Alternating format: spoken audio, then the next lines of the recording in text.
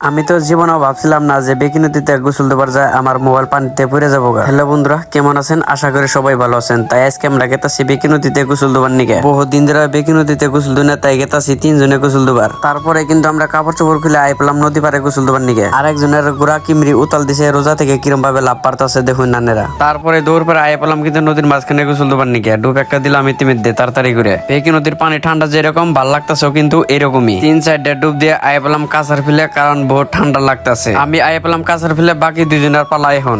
আমার বন্ধু বলে সলমান খানের বডি দেখাবো, বডি দেন কিরকম ডেঞ্জার। कैसा लगा मेरा मजाक।